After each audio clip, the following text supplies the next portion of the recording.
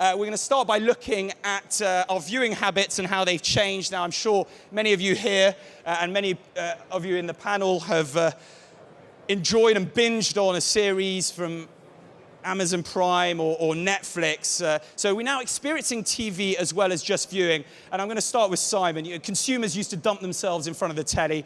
What do you see? What's next for the trend?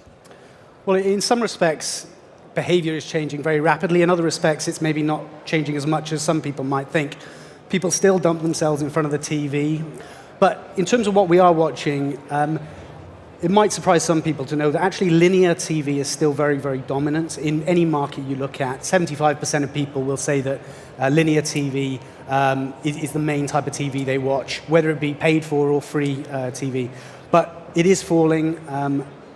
When you look at on-demand video, that is growing, and that is growing everywhere. But we think linear is here to stay, just like it is in radio. It's a sit-back, it's a relaxing experience where content is given to you. You don't have to choose what you want to watch. So we think linear is here. And the final point I'll make is the choice available to consumers is becoming unreal in terms of the content they can watch. Well, it's affecting us in a number of ways. I mean, one of them is with people often, looking at their mobile phone as much as the TV whilst watching TVs. We're also looking at new ways of producing the content that allow us to format it differently, whether because these days they're just different screens. You watch the same content sort of without joins on your mobile as on your television. And the user interface of the TVs with our Tizen is so sleek and neat that you don't really need a traditional remote control. You can control the TV either through the Square application or actually the new button-less remote control. You just navigate through the screen, and then it's very easy to interact. And hence, we're taking advantage of the content. Can I say, I think the remote control is on its last legs, because when I was a kid, it was very much a patriarchal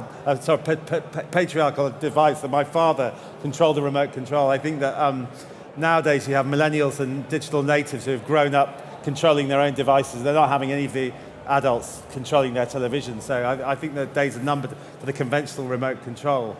And we know remote controls are getting lost in a sofa, or some kids put it in the washing machine as an example. So hence our convergent approach to have one single remote control that rules them all. And you have automatic control of the external devices just through Samsung Smart Remote Control. Does Dad get to have that one? Well, hopefully you will. In a sense, we live in a world where we give them the content and the tools, but then they are creating some amazing stuff within the games and the community. I think a prime example of this is the Swedish YouTuber PewDiePie that you certainly have heard of. And he has over 40 million subscribers. That's equivalent of the Spanish population. And you add another layer on top of this, is the competitive and esports. So not only are you participating, but also spectating, meaning more people play more games, but also more people watching other play games. I think what's going to happen is there's going to be a streamlining of the way we watch things, and that the TV will become a hub, not just for entertainment, but also for it will have I think it'll have a function when we're not watching it, perhaps for correcting seasonal affective disorder, or helping us sleep and helping us wake up. When TVs were first launched across the world, we tried to make them look like pieces of furniture. We tried to, cover them up in wooden cabinets. We put wood veneer on them, or we made them look like Sputniks or something. And then since flat screen televisions have come in, we've been doing our best to de-design them, to make them minimal, have no edges, and just like pieces of glass. Samsung have gone against the grain recently and designed this rather beautiful serif television, which is the opposite of that. It's almost like a retro step, because it's mounted on a sort of easel type arrangement, and it's been designed by some highly respected French designers. I think that this is an important step and an interesting step for television, because it completely changes the dynamic of how we view it. And I wouldn't be surprised at all if more TV companies started working in tandem with designers IoT in the whole electronics industry, also for Samsung in particular, is the next big thing. So already right now we're getting ready on the TV side with all our smart TVs launched in 2016 being IoT ready. So basically, in a sense, that means that you can connect any other external devices to the TV and use the screen as a hub, control hub, which gives you statistics, usage overview, or any other additional information from your washing machine, from your mobile phone. So no doubt the TV is a central screen or a central element of our living room environment.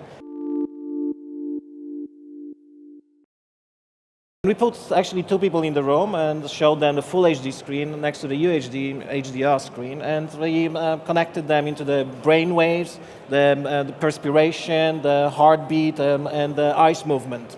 And we asked them, can you look at the full HD screen and the UHD screen with the same content actually coming from Netflix?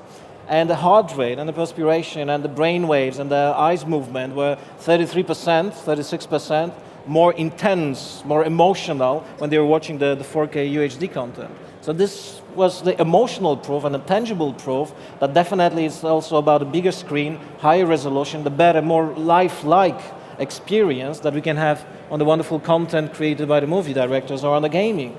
So it is a fact. For a lot of the work that we do, because we are working at the high end, TVs are coming up to match what we do at Framestore anyway, I suppose. You know, the increase in resolution, the increase, equally important in my eyes, in dynamic range, is bringing that to the audiences who watch movies at home. You know, it's painful sometimes when I've sweated over a movie for years to see people watching it on the back of a seat in an aeroplane. So, you know, it's nice that screens are getting better. It requires a really experienced team and high budgets to be able to maintain this detail level and quality with a high fidelity. I would say we are one step away for having an almost real life-like experience, and this is available for everybody's home.